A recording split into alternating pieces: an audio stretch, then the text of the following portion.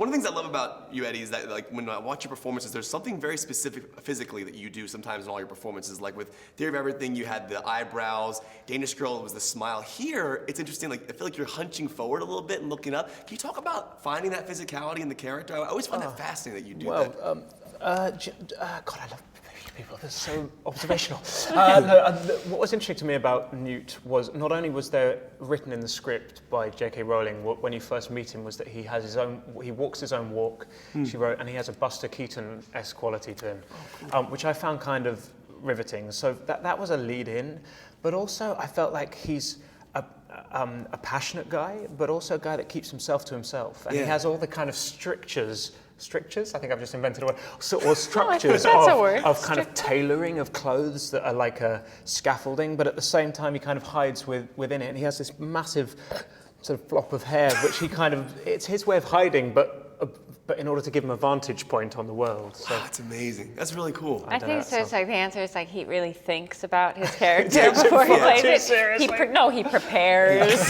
He works hard. You know, I have to ask you, I'm a big fan of how films are made. I think David Yates is an absolute genius. And when you're dealing with an environment like this where a lot of the beasts are CGI, what physically does he give you for references in regards to where you're looking? Like, is it like ridiculous on set, like just doing it? Well, he's so incredible because he's very similar to J.K. Rowling in this way that they have this really complete understanding of the environment, you know, and of this world. So it's sort of like a story hour when we start a scene. He kind of pulls us in like, you know, kids sitting around, you know, dad by the fire or something. I don't know, that wasn't my childhood, but maybe someone, or the idea of it, you know, and sets the scene. And not just, you know, the Niffler's gonna run across here or something, but so he'll be crawling around there, and then he might look at you here, and then he run, you know, this with this incredible detail and intricacy, and it just makes it easier to fall into the to suspend your disbelief because they're already just feel like they live there. That's really cool. It is kind of magical. Yeah, that's cool. You know, one thing, when I first saw the trailer for this movie, I was geeking out beyond belief. And there's this shot at the end of the trailer where you look up and you go, don't panic, there's absolutely nothing to worry about. Yep. And that didn't make it into the film. Can I ask, did you shoot that shot for the trailer? No. So we shot that, because what's interesting with these big films where there's a lot of special effects and post-work is that they have to start putting trailers out long before they've finished editing or close to editing. And that was a moment there's a sort of, the film builds, there's a kind of crescendo there's quite a hardcore action sequence towards the end, and everything's got quite serious.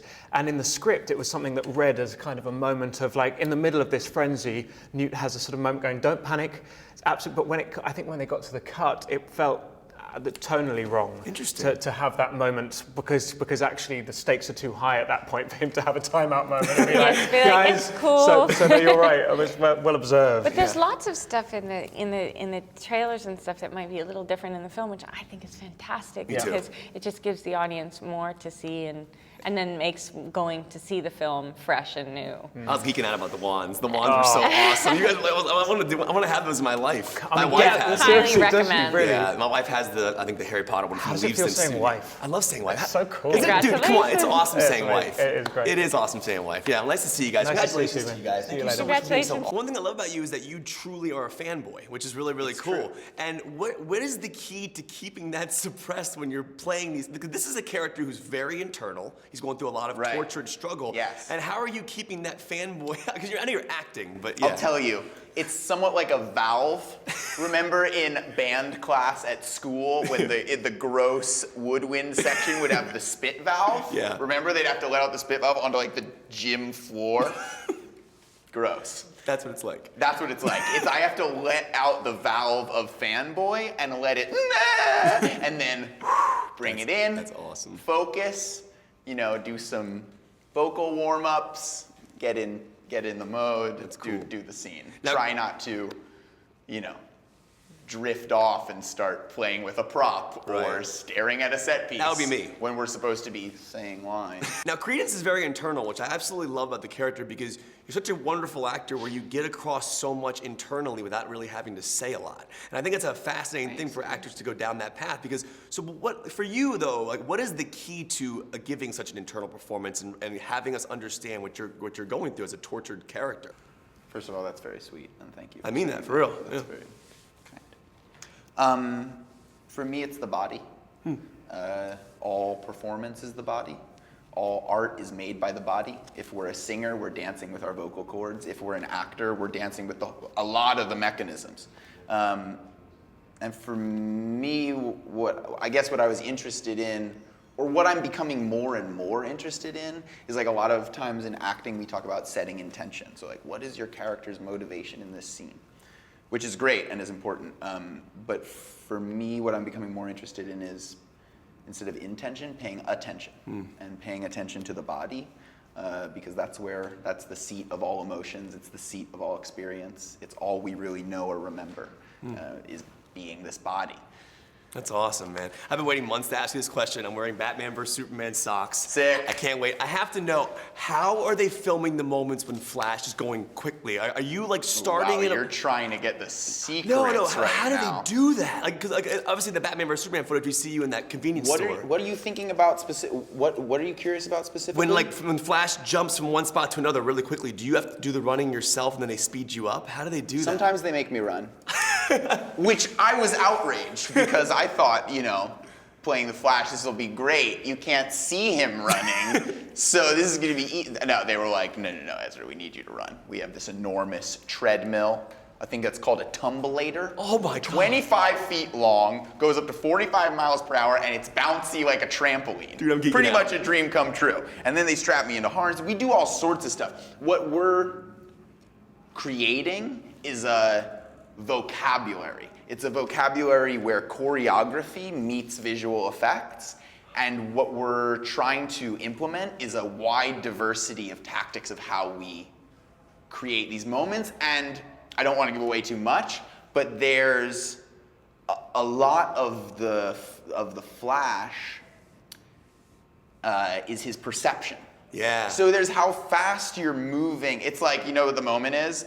For some reason in this interview, all I'm talking about is saliva. I just keep talking about It's okay, spit. go back to it. But you know that moment when someone's like eating and they're talking to you because they're so excited, but they're eating, they're being kind of rude, Yeah. and then and like the single crumb And you see of it. food, and you see it, right? Slow motion. It's like your brain almost is speeding up, so it's slowing down. Interesting. And so that's a lot of what we're thinking about and dealing with. And we constantly get to have the geekiest conversations about physics, because we get to be like, wait, he'd be so sweaty because he's running so much, but wait, he wouldn't be sweaty at all because all the sweat would evaporate the second it formed, like, you know what I mean? And so we just get to exist in this. The giggle water is amazing, and Yeah. I'm wondering what is the art to perfecting that laugh? Because it's an The incredible. art is holding it in, so that when it starts, it kind of like erupts out of you like a burp. It's like, it's like it like bubbles out of you. It's really good. Yeah. How many times you have to do that on set? Was it a ton? 5 million? There About were 5 a million times. lot. bad. There was actually like an entire one where the giggles just kept coming back. Yeah, we So there couldn't was like, stop yeah, laughing. then you made me laugh, and then I started laughing, Yeah. and then you were trying to suppress yours, and then yours came out again, and it was a really long giggle take. And then David Yates said, ultimately, it's the penultimate take. penultimate take. We're like, It's this always is the the penultimate. penultimate. I don't even know what that The means. one before One the before one. the last. The Penultimate take. scene when you're making the food is unbelievable. And honestly, that was some of the coolest effects I've ever seen when the plates were flying. What references does he give you physically to know what you're looking at and what you're doing? Because I know a lot of that's CGI, but what does he Yeah. give you? They acted Well, out. that was the crazy thing is about 2 days before we did that scene, and that was the first scene where we did any sort of real magic. It was right at the beginning of the movie. I realized that no one had told me what we were doing, and that it may be up to me. Right. Like the blocking of it? Like we You know how to wield magic. like what I was cooking, because we worked with Alex Reynolds, the movement coach, on it, but I had to develop a recipe because you're cooking like you're cooking. You don't just, the wand doesn't just do everything magically. Like you need to know, okay, like this is where the knives start chopping the apples, and this is where the, All over the napkins. Yeah, they're exactly. flying. Yeah, That was cool. This is how the strudel dough like pulls out, and like it actually required a recipe, and so I had to come up with a recipe, and then we all had to coordinate on what we were looking at, and Alex was working with us. It was like a ballet, a food awesome. ballet. It was incredible. It was absolute multitasking, though. We were all like, focus, that is a potato. I love the line you said, I ain't got the brains to make this up. And I think that's such an interesting line because like there's so much going on in this world, and that's what you guys do as actors, is you guys had to imagine. And I'm just wondering what that line meant for you and just in general, like being on a set with all these magical elements. Oh man, I mean, okay, so on one level, I was very much a kindred spirit with Jacob, my character, coming into this movie, being like, oh my God, I am being immersed into this incredibly magical world, And then, and then on another level, what was the question again? Just what that line means to you, I guess, on a personal Right. level. So then, at that moment in the movie, he thinks he's dreaming. Yeah. For the first half of the film until he gets to that point, and then he realizes when he gets down into the case, this is bigger than his dreams. I could never think of something like right. this. I can never. I mean, and then it's this very surreal moment where he realizes, wow, I'm not dreaming here. This is happening, and I'm enjoying this. I like these creatures, and it's this moment where he's really finding his purpose. It's a great arc. It really was. It was really cool. And I'm wondering when your character disappears and reappears quickly in different places, how does that work when you're shooting it? Do you have to step into a spot and then how do you do that? I know it's not really happening. No, I know you know that. I know, I'm fully aware that you know that, man, or else you're a lunatic.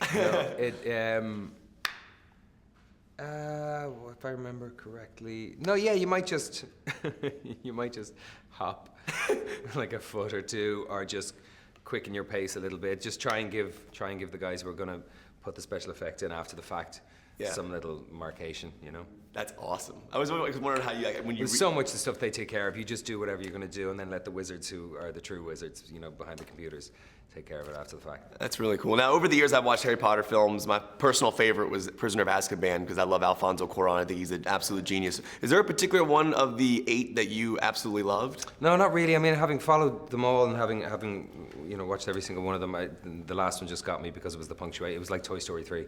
I mean, I cried watching Toy Story 3.